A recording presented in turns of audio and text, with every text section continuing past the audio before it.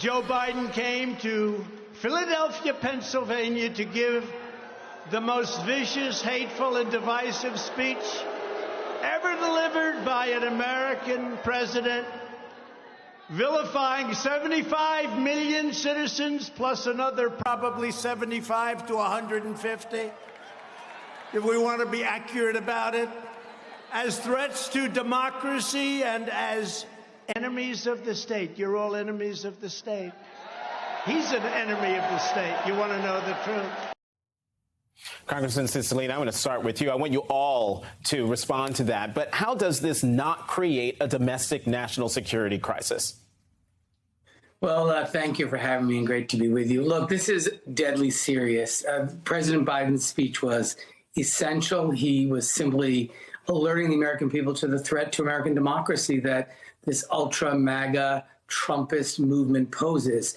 And Donald Trump does what he always does. He projects his own behavior on his adversaries and suggests that somehow this is a threat to his supporters. The president was very clear in his speech defending democracy. He did it in a very important place that really symbolizes the creation of our great democratic republic. And this is a serious threat. It's what I write about in my book. We are facing an emergency here.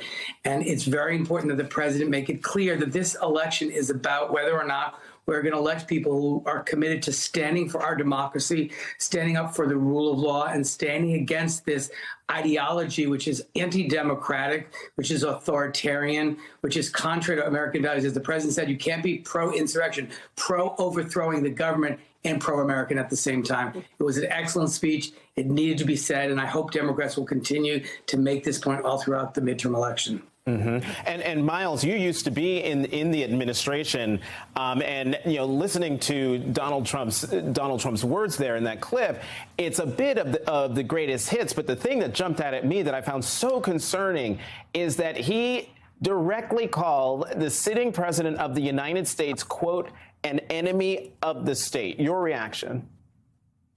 Yeah, look, I think that if people want to dismiss Joe Biden because they think he's being political, I don't agree with that.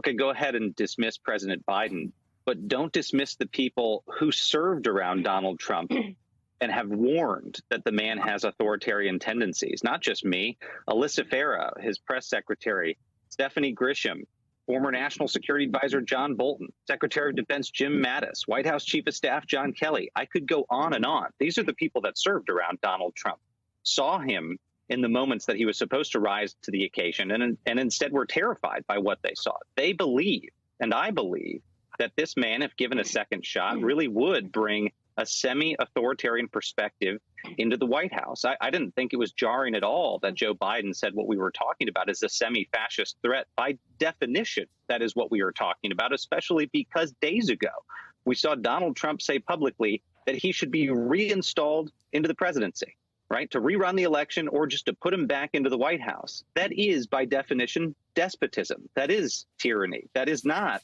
what the American Republic is all about. So Joe Biden was very much on point in describing this. And I think from a national security perspective, Jonathan, what worries me is that Trump's rhetoric has gone mainstream. Years ago, I said before his reelection that he was already talking about, quote, civil wars and coups being underway. Well, now we've got 65% of Southern Republicans believe their state should secede from the Union.